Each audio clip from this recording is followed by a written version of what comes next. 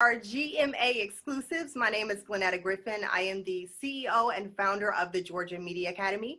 And we have a very special guest today. I am so excited to talk with her and for you guys to meet her. So you've all heard her. She has a very recognizable voice that we've all heard weekday mornings on V103, on Sports Radio 92.9, The Game and News, and Talk 1380 WAOK. She is the ATL traffic lady. Please welcome Stephanie Stallworth. Thank you for being here. Hey, thank you for having me. Absolutely. How you doing? Girl, I've been trying to get you on here for a long time, Stephanie. I'm just running for my life around here these days. I know, but that's so good though. Together. Busy is good. Busy is real good. Yes, it is. Absolutely. So I'm just so impressed with your journey. You've been in broadcasting for 32 years. Yes. That's a long time. That tells the whole You don't age, look right? like it, because I'm like, really? Like, I started when I was 2. right, exactly. I think that is amazing. And also I think it's amazing that you chose a career path and you stuck with it for so long. Like, you don't see that these days. You see people go to school for something and end up doing something else. So I commend you for that and for setting the tone and for hanging in there through the ups and downs. And, I want to hear all about that. So what we do here at GMA, we're here to inspire the next generation. We want all of our clients and our students to know the good, the bad, and the ugly. And that's why we connect them with real working professionals. And I don't want you to sugarcoat it with us today. Like, if it's something bad, it's like, tell us that part too. Don't go, Okay. oh, this is like the most amazing job ever. Like, we want to know about the bad stuff too, and that's okay. So let's go back to the very beginning with you starting your journey. Like, how did you start your journey in broadcasting? Let's see. Well, I'm from Philadelphia originally. So if you think of broadcasting in terms of market size and such, Philadelphia at the time I was growing up was the 4th largest media market in the country. So I grew up watching pros in major markets, and I said, yeah, I want to do that.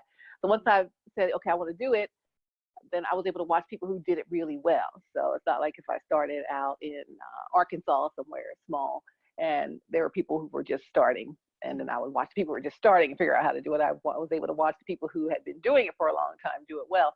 And I said, I want to do that. And the funny thing, Glenetta, when I first said I wanted to be on the news, I want to do a news anchor thing. And then there were a lot of mob stories in Philly back then. That was back in a while ago. And they would always be talking about a mob hit so-and-so, blah, blah, blah. And I'm thinking, well, I thought, this is as a girl, wow, if I tell on the mob that they, did whatever, they're gonna come get me, I don't want to be a news anchor, forget that. Right. I want to do something else. What else I still want to be on the news, but not that. What else can I do? Let me see.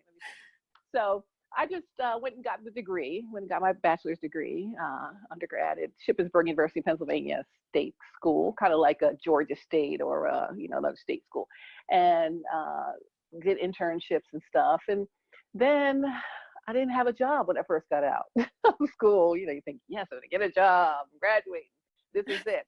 So I ended up being a banker. My mom had worked at the bank for a long time, and she would always could get us jobs at the bank. So I worked in the trust and investment department there, and I just had no job. But I kept running into people that I knew who also had either interned with me or went to school with me. They're like, yeah, Stephanie, QVC, the cable shopping channel, was just starting up. Yeah, that was my dream job, by the way, but I didn't want to be a show host. Yes, I wanted to be a QVC host so bad. Like, that was my dream job. Absolutely, that was mine too. When I saw it, I was like, I want to do that when they first started. And people said, oh, you got to work at QVC because they work there. I was like, nah, you don't know what you're talking about. And I didn't go. And then a young lady I worked with as an intern, as my banking job went out on a Friday go to an after work affair, I saw the intern girl there also. And I was like, hey, Jane, what are you doing? She's like, oh, I'm working at QVC. I was like, oh, there's another little bird about QVC. So let me see. I said, do they have anything there? She said, well, not really, but I'll put you in touch. And it turned out that, I had this stable banking job, could get a nice banking future, although I still really love broadcasting. I'm like, what am I going to do? And so they had an offer for something that was temporary, fill in maternity leave. Okay. No promise of a job after, right? So of course my parents are saying, what do you mean you're going to take that job and no promise of a job after? And I said, hey, I'm going to be so good doing it that they're going to offer me another job. I believe that. I just had to have faith anyway. So I had to walk in there like that. And so I did well, whatever. And they said, oh, you did so great. We're going to keep you after the thing. And then that was the beginning of the broadcast career. So I worked backstage there. And yes, I wanted to be a show host. That was my dream job. I tried out a million, trillion times. And they kept saying, no. So I didn't let that stop me, though. I just said, well, I know that I can do this, but a lot of times, you said the good and the bad, a lot of times you go to a broadcast job and I work backstage, picking up little diamond earrings from underneath the set. You're crawling underneath, it's dirty, it's gross. And they don't look at you as a show host. They look at you as a backstage person. Right, yeah. So if they don't see you as the thing you're aspiring to be, then you're most likely not going to be at that place. You might have to go somewhere else. So I thought, I'll have to go somewhere else. So I ended up going someplace else, and I went from there to starting traffic reporting in Philly on the radio, and then I did some smooth jazz on the radio in Philly, and then the part-time traffic and the part-time smooth jazz, they cobbled together a job. You know how that goes. And then the traffic people said, hey, we're opening up DC. We need all kinds of people for DC. But again, go try out for DC, and if they don't like you, oh well, you don't have a job. So I'm like, well, I'm going to be so good, I hope, to I could go to DC. So I went to DC for 6 months, tried out, and finally they said, okay, you're hired, you can stay. So I'm like, phew. So, that was just a real beginning of it, traffic stuff in DC, doing DC radio traffic, led to TV traffic in DC, TV traffic led to TV weather, and then all those things. So I've just been blessed with doors opening and opening and opening and opening. That was just the beginning, but over the years, I've been able to be allowed to still be on somebody's air. So even up to this day, like you say, 32 years later, like someone still lets me on their air. That's good. I'll take it. Yeah, that's an ultimate goal right there. Just stay working. That's right. Keep a job. That's right. Exactly. So, but you moved around a lot. So that's one of the things that I experienced early on in my career as well, is that you're probably not going to get a broadcasting job where you finish school. You're going to have to be open to other markets. Can you talk a little bit about that, about, moving around and, having to be open to relocating? Yeah, you definitely do. You have to be open to relocating, especially, if you were like me, for example, who grew up in the fourth largest market. If you grow up here in Atlanta, was the eighth or ninth largest market. You may not start right here. You may be able to come back here, but you might have to go somewhere else first and kind of learn your way. They used to call earn your shop, don't know what they call it now, but earn your way a little bit and learn some stuff and all of that first, and then be able to try to work your way back to your ultimate gold market. Right. Absolutely. You got to be flexible to get the experience so you can get back to where you really want to work. Absolutely. Yeah. So let's talk about this. How do you prepare for your day? Because you are on the air now in Atlanta. So before you even hit the air, how do you prepare for your day? Well, the first thing I do, let's say, I'm going to back time a little bit. My first traffic report on B103 is at about 5 o'clock, 5:05. That's 5 o'clock in the morning, right? In the morning, yes. Am I a morning person? I was like, so. Oh my God. When the alarm clock rings, it's like, no, thank you. I don't want to get up, because I probably just went to bed at 11. Energetic, sound good, voice clear at 5 a.m. All of that. It is something else. But go ahead, girl. Okay, go ahead. It's like Michigan J. Frog. You ever watch Looney Tunes cartoons where that little frog, he would say, oh, he'd be dancing Broadway. And then when they put him in front of somebody, he would just go ribbit. He wouldn't do anything. So it's kind of like when it's on, you're on, and when you're off, you can just turn it off and be done. But when it's time to go on, hey, you just got to pop to it. But so if I'm on at 5, I wake up, my alarm rings around 2 something, but I start getting text notifications about the traffic incidents. I let them start coming in at 2 from GDOT. So from 2 until the time I get up, sometimes it's 3, sometimes it's 3:30. Now that we're working at home, it's 4. But until then, it's already loading up for me. So then when I get up, I can scroll through like, okay, we got this. I already know before I'm even anywhere near the computer or the mic or the screen. I already kind of know what's going on. in Wow. case there's something big or road is closed or something like that. So you kind of know in advance what's going on. So you kind of prep that way. I look at traffic as being a news person with about 40 different stories breaking at once.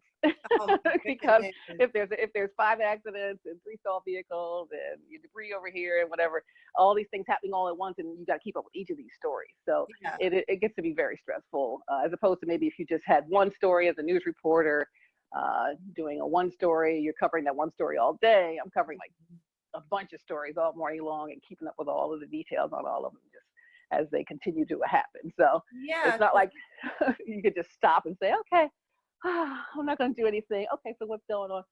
And you got to just keep up with everything. So yeah. Yeah, that's crazy, because I can imagine by the time, from 2 o'clock to 5 o'clock, an accident can clear, and that has changed, or all of that, because your news changes really quickly. Yes, as soon as you think it's something. See, so here's one thing in the COVID-19 environment, because we're working from home, I'm recording all 3. I do 3 stations. I'm recording 3 stations of traffic. I used to just record 2 at the station when we were there and go live on V, but I record all 3. So now, because I have to record all 3, I got to record them in advance, and I don't like that as a traffic person, because I'm a traffic person, and I want it, if the road is clearing, I want to say the road is clear when it's clear. Not when the road is blocked. Like, for example, this morning, the road was blocked for a while. And then I recorded it as blocked, but soon clearing, because I have to kind of forecast ahead. But really, by the time the report aired, because it's too late, I have to go through my channel to their channel to there, to get on the board, to get on the air, it was already clear. So that, that kind of thing is a little frustrating for me, because traffic people just want their stuff to be accurate and current. So, but you just have to record. So you work with whatever environment you have to work with. It's got to be really flexible in this business, I think. Wow. Yeah. And professional, because you know your stuff, because all that to me sounds like a lot. Sounds like a lot. Well, let's walk through your day. So you said you start getting your traffic information from GDOT at 2. You start reporting and recording around before 5, and right before 5. Okay, so walk us through like what your whole day looks like, and when you are like clear to be another real person off the air. Like, when does it end? Like, walk us through your day. Oh yes, let's see. Well, it's my reports are from 5 until 10, and then noon until 1. So they have noon reports too. So from 5 to 10, let's say 5 to 6 is the easy hour. I just only have 1 station. I just do V, and they do 4 reports in that hour. No big deal. Then when 6 o'clock hits, there's 3 stations, and there's 10 reports an hour total. So that's like, if I were live somewhere, it's every 6 minutes it's a new report. But it's not even live. It's record 6 reports, new data for 6 reports, send 6 reports, save 6 reports, edit if you have to edit. And it's just like, ugh. So when my kids come in, they see me in the kitchen, they come in, they're like, they don't really have time to really talk that much. We talk a little. I try to talk. When I talk, then I'm like, okay, get back to it, or hold that, hold the fan on the stove for now, or because I don't have time to let you do that or whatever. But it just gets to be really busy from 6 to 10, and there's just always new stuff happening, and if one thing goes wrong, it'll just kind of throw the whole thing off. So you have to be able to think quickly on your feet, and the sponsors, you got to read all the sponsorships, get all those straight. It's just there's a lot of little things that fit together. But once you get used to it, it's kind of a flow. You get a little flow to it. So 10 o'clock comes, or really 9:30. By the time 9:30 comes, I'm like, okay, I only got 1 or 2 reports left on each station. Whew, okay, let me just start wrapping it up a little bit, and then it's 10 o'clock, and then I'm done, and then I just collapse. I'm like, okay. Wow. My brain can veg out a little bit. Yeah. And you can just relax a little bit. So just decompress after all of that, because you're just on. And it's good to just say, whew, Wow. And then, That's a lot. I commend you so much. You always sound so good on the air. You always sound so alert. I will be honest, I do not listen to you at 5 a.m. because I'm not up.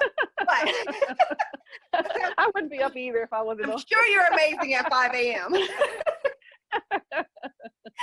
So let's talk about stress. Like, how do you manage stress, or what kind of stress comes with your job?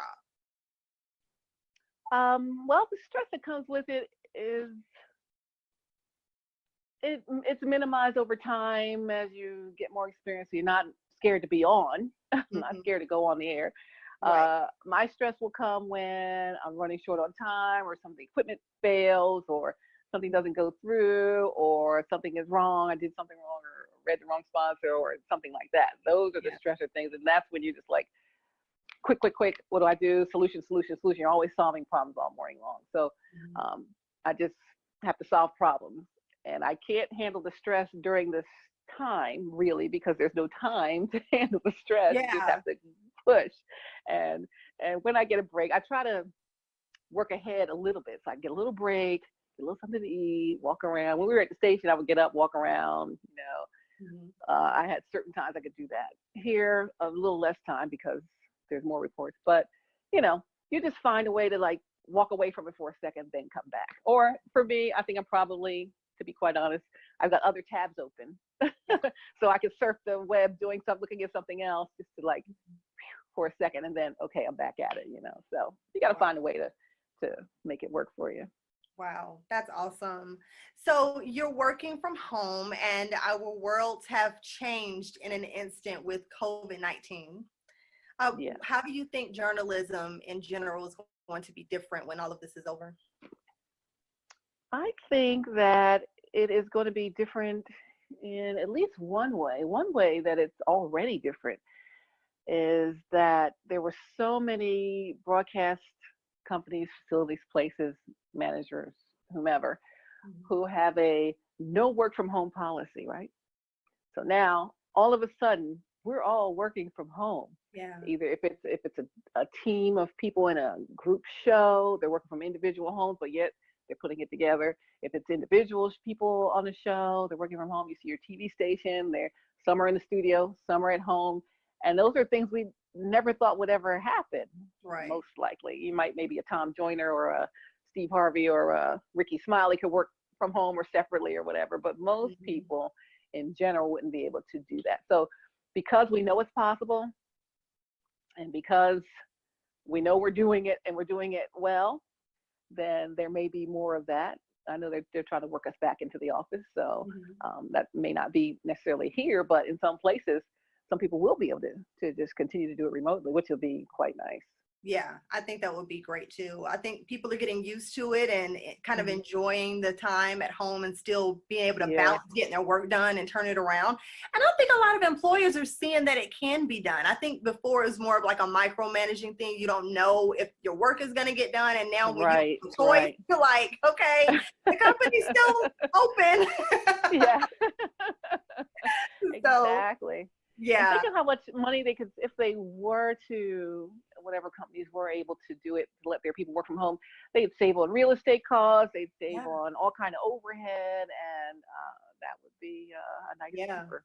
Some bottom lines there. You really just maybe need a conference room, like everybody come in, meet together, have a meeting. I mean, you can still do that on Zoom. I don't know. I mean, some people have things they have to do in office, but for the most part, there's just going to be a new norm. And I think people are just going to adjust. Absolutely. Yeah. A new norm. That's for sure. Absolutely. So let's talk about this. I get a lot of calls and messages from students, journalism students. They're graduating or have already graduated and they cannot find a job in their field. And we both know how that feels. Okay. So, I tell them all the time that you really have to start before you graduate, but it's very difficult to get experience and to get things for your real and all of that kind of stuff. So what can an up and coming journalist be doing right now during COVID-19 while they're still in the house to kind of prepare to get themselves back out there in their career?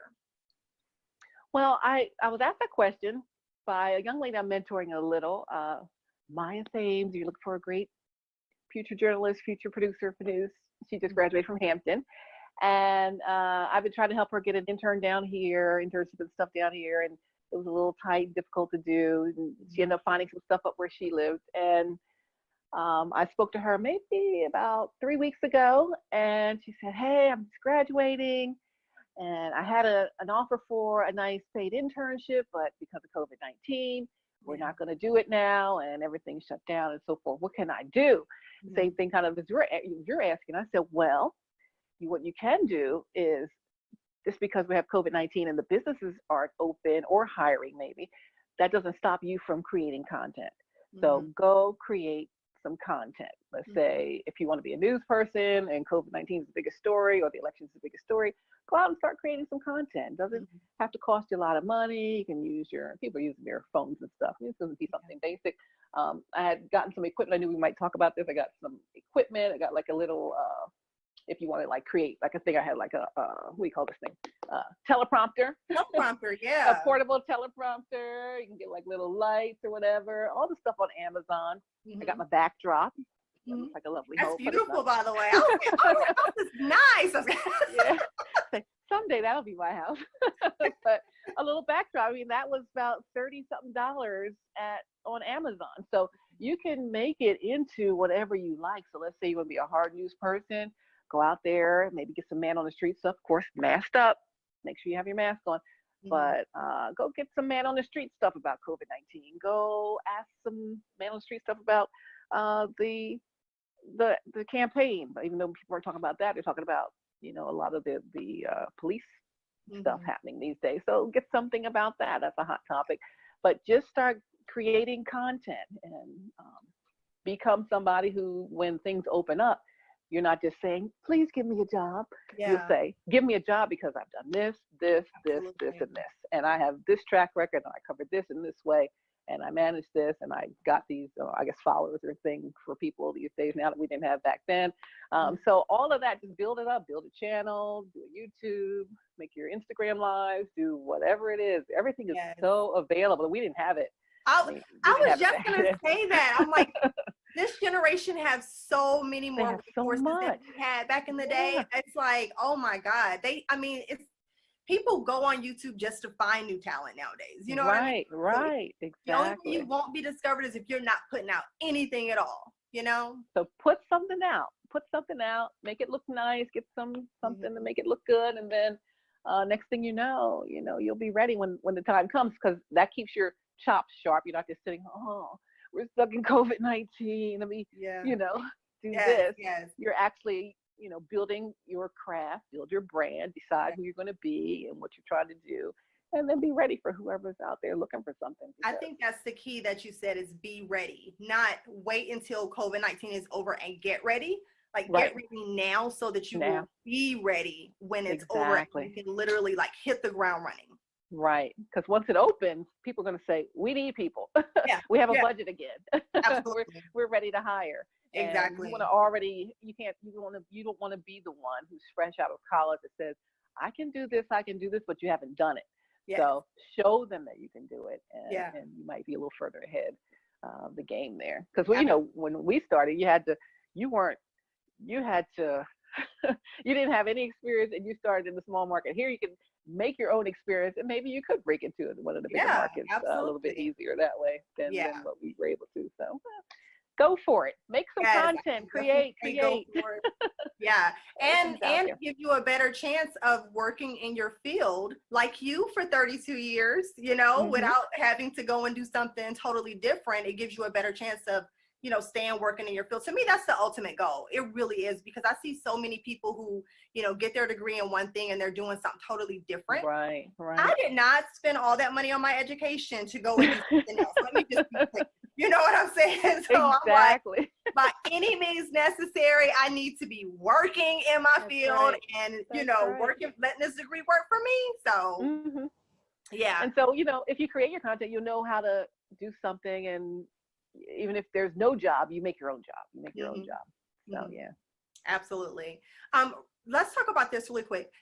The up and coming, or the next generation, what advice do you have for them, as far as like, let me ask you this. Would you recommend your job to someone else if they were just starting out and say, hey, Stephanie, I want to be a traffic anchor or a traffic reporter? Would you recommend your job? I would recommend this job, and I'll tell you why. You said I worked 32 years, and I've been working 32 years in the business, mostly but again, like we talked about our children, I'm raising 3 sons, and sometimes you got to do something else a little bit, and you work part-time here and you do something else there. I mean, I've driven a school bus or temped or whatever. I teach now and all that stuff, but you still keep at it. But in terms of why you say traffic, and it's mostly still like this, traffic reporting is like an entity to itself. So even though you see all your favorite traffic reporters on different stations, they don't work for the station usually. I happen to work for the station now, but usually they work for a traffic provider. So there's like several traffic providers, and they hire a bunch of traffic reporters. So if this station doesn't like you anymore and they don't want you on their station anymore, you don't work for them. You work for the traffic provider. So the traffic provider is going to put you on another station because you still have a job. So that is what has been good about working in traffic, because if you were just a reporter or something else doing just news and you work for one company, then once you're out, then you're just out. You got to start over. But if a station says we're changing our show or we don't like their sound or whatever, they'll put you somewhere else. Okay, so it's like an agency, kind of like a staffing agency, sort of. Exactly, yeah. Awesome. So that's something to think about. There's a few different traffic providers in Atlanta. Every town has them, but they've been so consolidated. There used to be a bunch of little ones. Now there's just a few big ones. But you know, if you just look up traffic reporter jobs, you'll see who's hiring for those. But yeah, so that's something to think about if you had nothing else. Also, it's something to think about as just a skill to have, because there's always going to be traffic. Doesn't matter where you are, there's always going to be traffic. So if you're working as a reporter, you're an anchor, somehow your contract ends, you get the boot, but you knew how to report traffic, go report traffic in the same town. You don't have to move, right? So it's just a good baseline kind of job that you can always get a job doing. So that's awesome. If you had to give someone 3 characteristics of a good traffic reporter, what are 3 characteristics that you would say you would have to have? Of a good traffic reporter, I'd say you'd have to you have to like traffic. That's good. That's a start. You have to be, I don't know why I ended up liking traffic, but I, they used to have catalogs out when I was a kid, and we used to follow the racetracks around. Like, I love roads, and I love maps, and all that stuff. But it wasn't, traffic reporting to me when I first started was really just something to do.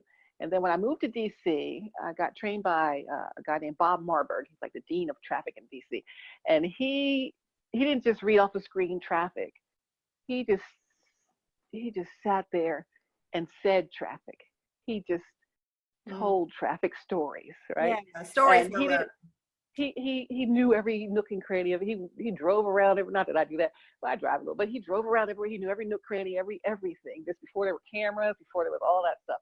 And he taught traffic in a way that made it a skill and an art. And so because I learned it that way, I love it that way. But you have to know that it's more than, oh yeah, I just want to get on the air and do traffic. If you're going to be a good traffic reporter, you have to not just wait for somebody to give you the information. You need to want to find it yourself. And there's so many sources, and you're going to want to be accurate and care if you want to be fast or accurate. You want to be accurate, not fast. So if you don't really know what it is, don't say, there's an accident there. And you don't know if it's an accident. You can say it's an incident. There's a trouble spot. There's a problem. We don't know what it is. We know it's something. We don't know what. So you want to be accurate. You want to have some curiosity, and you want to problem solve and try to get that done. Nice. So, I love it. Let's talk about your other projects, because you do more than just traffic. You have crossed over into television, and you teach and all those other things. What kind of projects are you working on right now? Well, right now I'm still teaching. I teach at SAE Institute. They're all over the world. SAE, go sae.edu.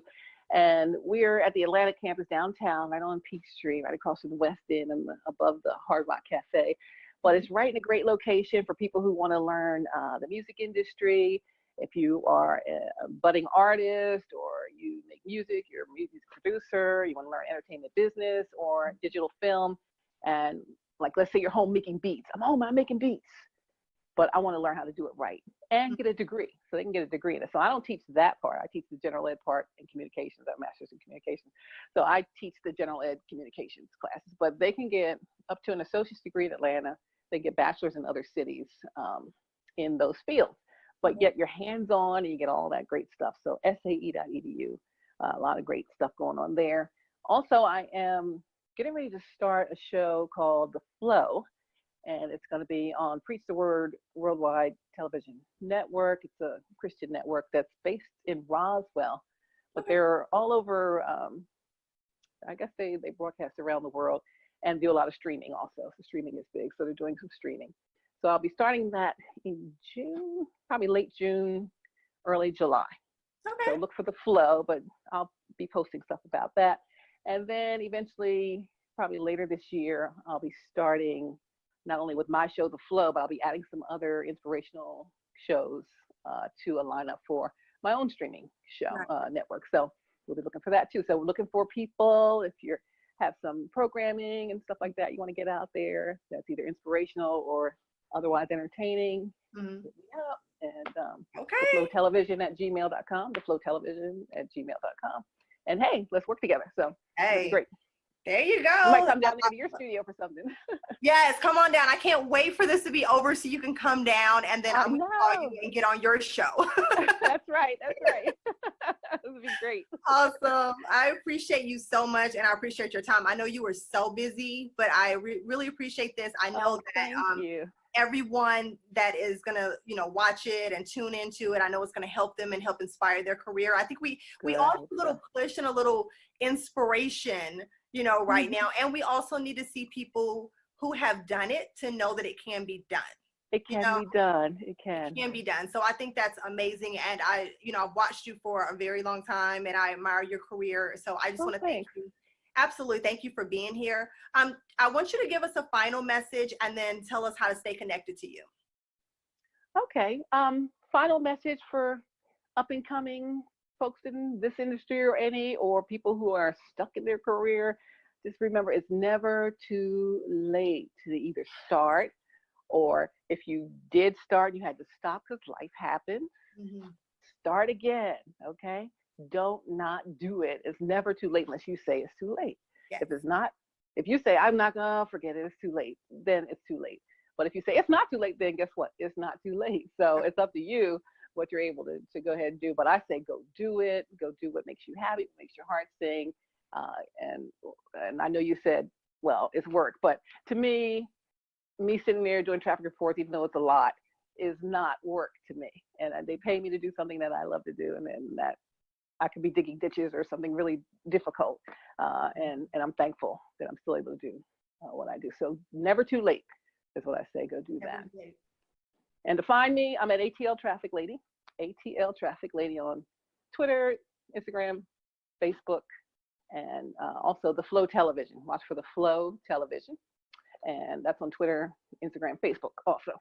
So we'll see you guys soon. Send me some content, make some content, and go for it. You gotta go for it. Like now your inbox is about to be flooded. I just want you to know. I hope so. I love that. I hope so. I want to work with some people, so it's gonna be awesome. Great. Stephanie, thank you so much for pouring into us today. You guys stay connected at GeorgianMediaAcademy.com, and we'll see you next time.